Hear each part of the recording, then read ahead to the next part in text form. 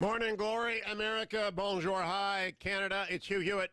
I am joined by General David Deptula, retired from the United States Air Force. Good morning, General. How are you? Is everyone in the Deptula family well? Yes, Hugh. Thank you very much. That's kind of you for asking.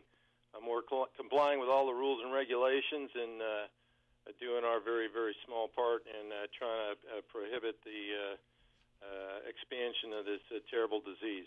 Well, not surprisingly, we've added a few affiliates in the last few weeks, General, so I want to reintroduce you not just as the Dean of the Mitchell Institute for Aerospace Studies, not just as someone you can follow at Deptula_David, but as the principal attack planner for Operation Desert Storm, the commander of the no-fly operations over Iraq in the 1990s, the director of the air campaign over Afghanistan. You ran the air campaign when the 2005 South Asia tsunami relief operations occurred, and therefore you were in a perfect position to answer this question the president put out by tweet, and it was emphasized by General Miley yesterday. We are ready for anything in the Middle East, but how would we respond? What assets do we have, not only in Iraq, but in neighboring Qatar and Bahrain and other places to respond to any Iranian aggression there? Well, the United States Department of Defense has elements of each service, airmen, soldiers, sailors, Marines, that are on watch and on duty throughout the Middle East. Obviously, I am most familiar with the air assets. They're located in a variety of different locations. I won't go into specifics, but the fact of the matter is they are at a extraordinarily high level of alert all the time, 24/7, 365, and the audience can rest assured that even facing some of the readiness impact of COVID-19, there are unique ways that our nation's military is taking to assure that they're ready to respond to any kind of aggression, deter that aggression, and then, if necessary, defeat it if, in fact, any kind of an adversary was to take advantage of the situation that we're going through and actualize any type of aggression. Would you speak to readiness in the Air Force, particularly in some of the commands where the fighter squadrons are rather in close quarters, and it's not quite the same as the Teddy Roosevelt with 4,800 people on a ship? We'll come to that. But there are still close quarters for airmen and the crews and the pilots who have to be prepared to scramble. Right. I had the opportunity to interview the Chief of the Staff of the Air Force, General Dave Goldfein, yesterday, and one of the issues that he talked about is the fact that we have to keep our military aircraft flying, and that means that we've got to keep air crews safe. The fact of the matter is, and he said something I thought that was very good, in that we need to take care of our people so they can take care of the nation. So specifically, in answer to your question, the Air Force flying operations are ones that are conducted from land, so therefore there are many more options to do distancing, both physical when you're located in an operational flying squadron, as well as going into time sequencing, where the pilots operate in shifts, whether those be coming in and operating at different hours or over different weeks. So there are a variety of different factors that can come to play in adjusting the operating conditions to continue those flying operations. Now, it doesn't mean that some training exercises have been canceled, which they have, and other actions have been taken to protect airmen from contracting this novel coronavirus. So it has had an impact, but there have been extraordinary means to make sure that the crews are safe.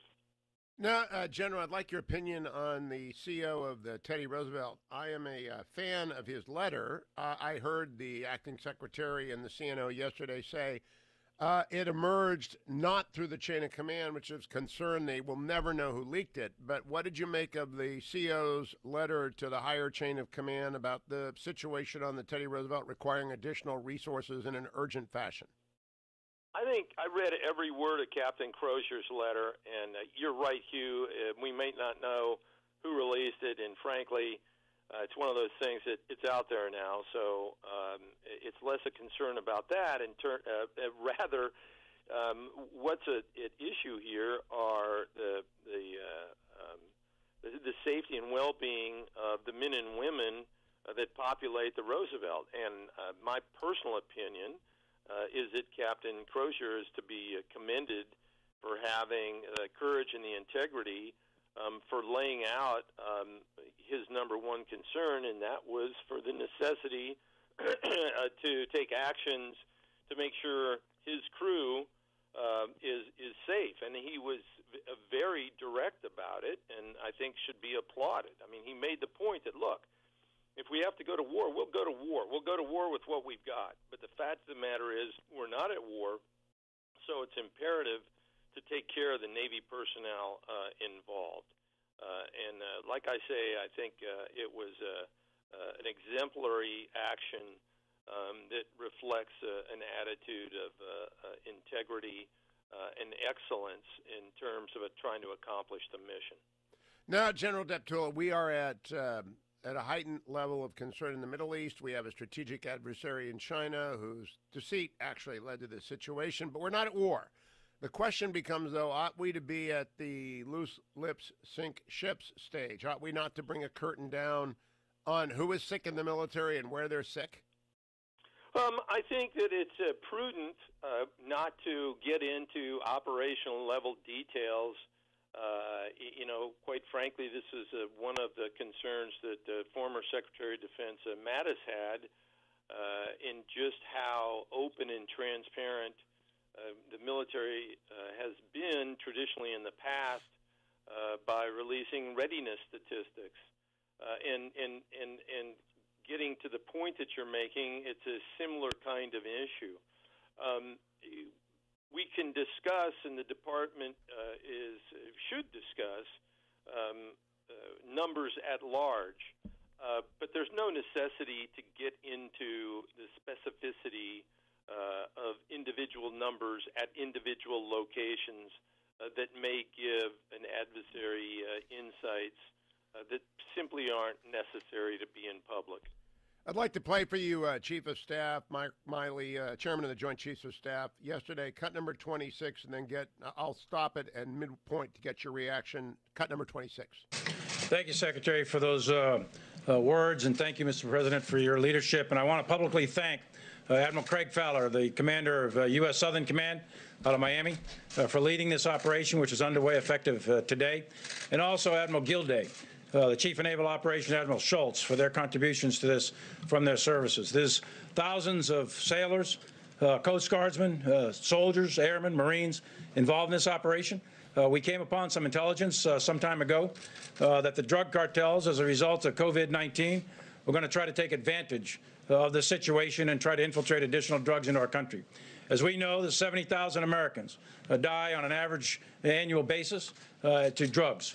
That's unacceptable. We're at war with COVID-19, we're at war with terrorists, and we are at war with the drug cartels as well. This is the United States military. You will not penetrate this country. You will not get past Jump Street. You're not going to come in here and kill additional Americans. Stop right there. You will not get past Jump Street. What do you make of this, General? I think it is a welcome response to an effort against the drug flow coming up from our southern border that frankly has been way too lackluster in my humble opinion. Now, we have to corral resources and put them in the right place, but it's really refreshing to hear the chairman identify these issues and take actions which, again, reflect the readiness, status, and capability of the United States military. Yes, we've been affected by this drug. by this disease, but actions are being taken to mitigate those conditions. And America's soldiers, sailors, airmen, and Marines are still out there on the front lines defending America. General David Deptula, retired United States Air Force. Thank you, General.